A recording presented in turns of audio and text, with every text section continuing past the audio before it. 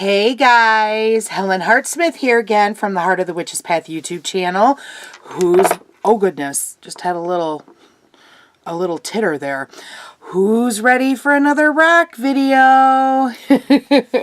Okay, so in case you can't tell, there's a whole lot of purple going on the table today. So if you are guessing that we're going to talk about amethyst, then you're completely correct.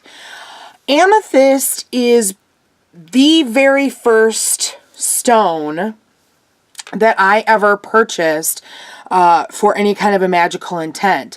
And this was years and years and years ago, long before I was even a baby witch.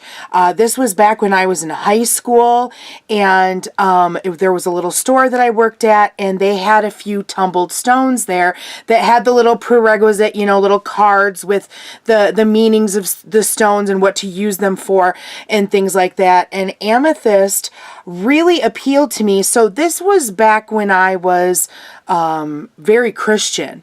Well, gosh, I shouldn't say very Christian. I was Christian. I've always been very passionate about my spiritual path, regardless of how I identified spiritually. So when I did identify as Christian, I was just as passionate about being Christian as I am about being a witch. So there was really no differences there. Anyhow, I bought a beautiful tumbled amethyst that I actually still have, but it lives in a sacred place right now, and so I chose not to bring that into this particular video because of where it's at now. So anyhow, amethyst for me has always been about the power to deepen your spirituality, the power to connect to your spirituality and deepen the understandings that you have. So that's always been my go-to kind of purpose when it comes to amethyst. Now, you'll notice I have a couple of different kinds of amethyst on the table. And so, we'll kind of get into those as we kind of go along. But first, I want to talk about like some other ways in which you can magically use and for your health use amethyst in your life. And so before kind of diving into that, let's talk about how amethyst is formed and where you can find it. And so this right here is actually a pretty good viewing or example. There's the word I'm looking for. A very good example of amethyst in its raw state. If I turn this over here, you'll see that here we have the outer matrix of the rock where amethyst formed inside, and you can see on the side there, you can see the layers of matrix as we go into the purple points. So points are how amethyst forms, much like a quartz crystal. It appears as large crystals, and it's usually in volcanic glass cavities. It's crystallized in hexagonal prisms, like you'll see in here. Let's see. So when they form, there are male and female crystal or points. So a male point will be pointed at the top, or excuse me, yeah, it'll be pointed, and the female will be flattened. And so I'm not entirely sure what all that means exactly. Still learning about rocks here. But here is a beautiful raw amethyst. And so I should kind of talk about different colors. It's my understanding, and I will grab these guys here. It's my understanding that the really deep, dark violet, like we see in these, this is kind of your preferable color for amethyst. This is a good quality amethyst if it's that dark color, okay? And so amethyst is found in Brazil. It's also found in Uruguay, Mexico, Western Australia, and Monaco. And so, not entirely sure where these guys came from, but they are that darker purple color. Now this here, you'll notice, let's see, hopefully that, I think you can see that. There's a lot of very clear, light purple color here, and you really only get the purple like in the tip. Do you see that? But that's still an amethyst. And so something like this, oops, I'm getting out of frame. Sorry. Something like this is considered a finger most of the time, is my understanding. I'm not entirely sure if that makes it better or worse. I don't know. And then I am finding that I like to keep little chips of stones on hand, and you can find little bottles like this at your new age stores. You can find them at your craft stores, and a lot of times they're helpfully labeled like this one is. But I like to keep little chips like this for charm bag work. If you really want to do a crystal grid where you want a lot of amethyst in it, you can, this is obviously, there's a lot of chips in there. These are also really good if you want to do a smaller grid. So I've been finding helpfulness in having chips on hand. Let's see.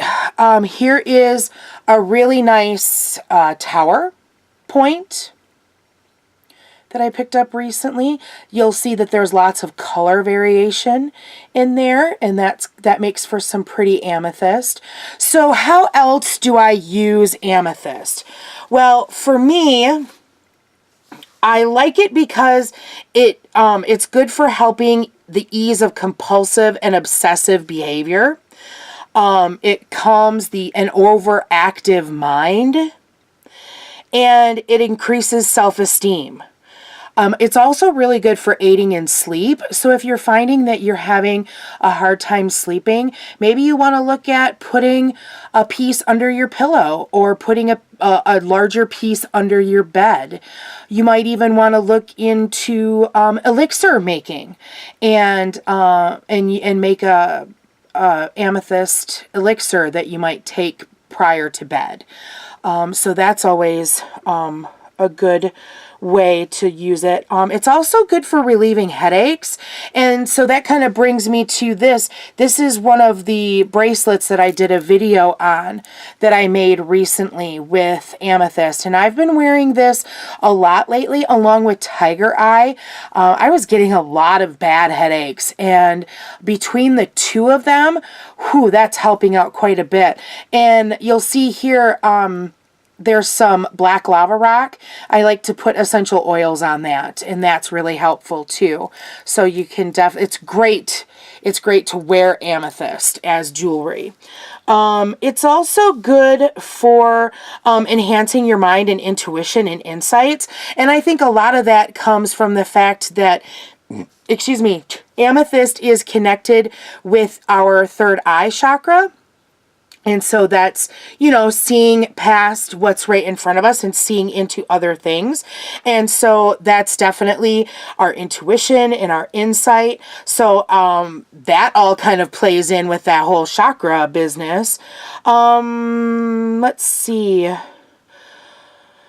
We talked about spiritual awareness, and it's got a calming and soothing influence. I can definitely tell if I don't have it on, and I tend to get a little wound up about something, that, you know, putting something on has been putting a piece of jewelry on or holding an amethyst is helpful in kind of calming things down. And it's also a healing stone. It has that, and I think it boils down to that calming effect. So, I love this guy right here. This is a little pyramid that again has some really cool markings and striations in it. So I find that kind of nice too. We keep this actually in the living room, and that's kind of it has a nice effect. So one thing that I wanted to point out here, I think there's a couple. Yeah, this one kind of appears a little darker. Some of the amethysts that I have actually come from Thunder Bay. I have a couple of friends that they love to go mining their own rocks. And so they actually brought back to our pagan meetup, we pitched in money and they brought back amethyst. And so this actually came from Thunder Bay, and it was mined by my good friends Ann and Todd. Hi guys. You might notice that this looks like some pretty dark purple amethyst, but what you're actually seeing is maybe some red in the tips of this, and you can actually see that in this example as well. Maybe you can see it a little easier. It's my understanding that when you see red tips like that there is hematite that's in the mixture, so to speak, of the compound of the crystal. And so I love this. I really, really love this. These two pieces actually live in my display cabinet. And I'm not sure if I've talked about that, my display cabinet. If you would like a walkthrough of my crystal display cabinet, which is different from my crystal grid area, let me know and I will take you on a little walkthrough of that.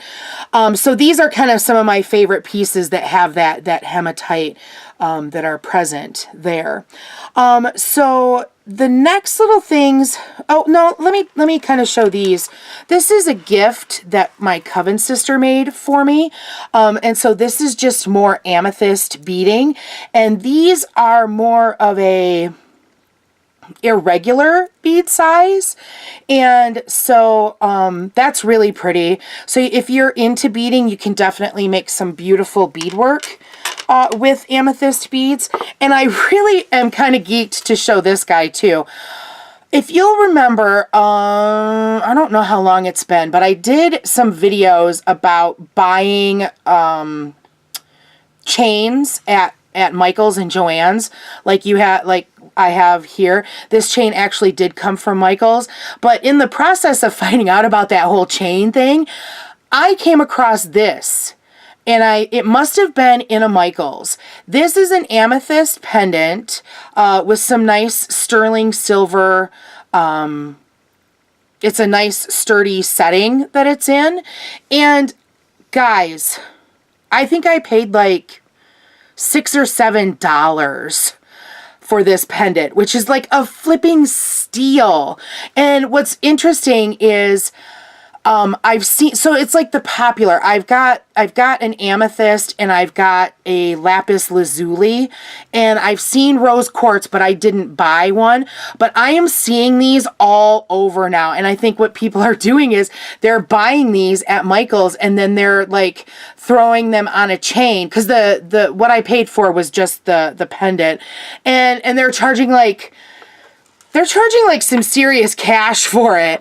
And seriously, if you see something like this and like it, just go look for it at Michael's, because you're going to pay a whole lot less than than picking it up at a craft show or a rock show or something like that. Just FYI, okay? Okay, so I want to talk about these four guys here.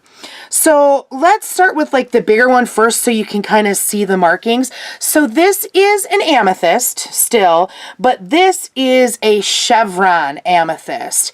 And this one doesn't necessarily have the best of markings. I hope that the white the white in the rock isn't totally washing it out.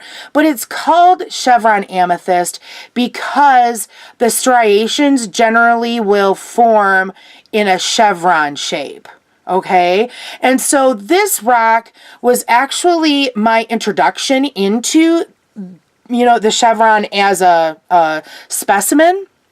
And so I think that this might be partially tumbled because it's kind of smooth but kind of not. So I'm not really sure if this was tumbled at all, but it's definitely not, a pointed specimen like this is. So not really sure how that's exactly formed. I haven't quite figured that out yet. But then this is another, so this is like another rough specimen, and you'll see that there is a bit of a tip. See how that is a bit of a tip, but you'll see a little bit more of the striations here. Still not like the total chevron like you would think of a typical chevron, but I liked this one because it was that dark purple color, which I find really, really pretty. I think you can probably best see the chevron in this double terminated piece that I have here. So I think that's just really, really pretty. And I think I have been all along kind of telling you prices of things. So I'm trying to remember. This piece is actually the Rumi's, and so I don't know what she paid for it. These little pieces I picked up at a rock show, and they were like $1 a piece. Obviously, these 3 pieces all came from Canada, so I paid money for like a whole lot of stuff. And the tower, I think, was 10 or 15, and I thought that was a good price for amethyst, having looked around. The little chips, I think I picked these up in a set with multiple little jars, and I've had these for a really long time. I would say, you could find these for a couple of bucks a piece if you were looking for something like that. I talked about the price of the pendant. This was a gift. I want to say that this larger chevron, I think I only paid about $5 for. The smaller chevron raw, I might have paid more for just because it was like really pretty. That one might have been like a $4 or $5 piece. The double terminated here, I don't think I paid any more than $8 for it. The pyramid, oh gosh. I wouldn't pay really any more than $20 for something this size, because you can find them for $20. I don't remember exactly what I paid for this. I don't even remember where I bought it, to be honest with you. So yeah, so that's kind of it. And then this is another amethyst. I think that this is a chevron, but it wasn't marked as such. I love this sphere though, because you've got a bit of the matrix that comes through on this side, and then you've got all those beautiful striations through the sphere. It's so gorgeous. And then I really like this side here. And I think this really, it makes me think that it's a chevron, because you can really see those chevron markings. And I paid $20, I think, for this sphere. And this is a quite recent acquisition for me. Now, chevron amethyst, all of the amethysts tend to have like a similar theme in their corresponding work. So for the chevron amethyst, this I find that there's even a deeper connection to my spiritual working when working with these guys, even more so than a regular amethyst. I don't know what it is about these, but there's definitely a deep spiritual connection there. It is really good for peace of mind, specifically. Like, I feel like the chevron hones in on some specialties that you can also work regular amethyst with. So peace of mind and relaxation. I feel like these guys are very good for those three things that, like I said, you can still work with regular amethyst in the same capacity, but it's just a little bit more specified with these chevrons, okay? Oh, before I forget, for any of you out there that are cruelty-free folks and looking for some new beauty products to try, I saw this in my Ulta catalog, and they know how to market to me, those Pacifica people do. This is a Future Youth Crystal Ball Serum. You guys, they got me, because look at this. This is a roller ball. And this has an amethyst roller ball. Are you kidding me? So this is a serum that you can use both on your hands and or on all of your skin. So hands, face, body. And this is, I'm trying to add this into my beauty regimen, and I don't really have any massive thoughts on it yet, other than I love the amethyst ball, which might not have been the best reason to purchase it, but I did anyhow, so whatever. Like I said, they know how to get me. So if you're interested in me doing a full review on this at a later date when I've had a chance to check it out, then let me know. If you've checked it out, and I'd like to know what you think about it, so definitely let me know about that. So make a comment about that. So the last, oh yes, you might be thinking, Helen, amethyst is purple. What's the two green stones here that you've neglected to talk about this whole video? Well, let me tell you what, these guys, they are amethyst. So they are actually known as prasiolite. That is spelled Prasiolite. And I saw this at World of Rocks in Ypsilanti, and I had never seen prasiolite, I don't know for sure how I'm pronouncing it, but I had seen these, and they were like $1.50 each, and I picked them up, and I was like, oh, I like you. I'm buying a couple of you and taking you home. I have no idea. World of Rocks is a rock store, so they do not have the little cards that that say you can magically use these for this, that, and the other. So I have to come home and kind of, if I find something new, I've got to come home and look it up. So this is actually a green amethyst, and from those striations, gosh, that looks like a green chevron amethyst, but I don't know if that's a thing necessarily. This green amethyst will you can actually find this in a faceted stone setting, so like rings and things like that. A good specimen is going to be that really pretty green color. I just love these, and I was so geeked when I got home and found out that it was part of the amethyst family. So, this green amethyst will help you feel connected to the divine's unconditional love.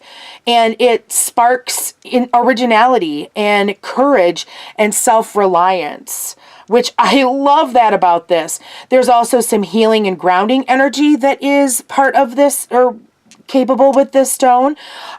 It's also really good for prophecy and visions, which I haven't had a chance to try any meditation or any work with that yet, but yeah, I kind of want to check it out.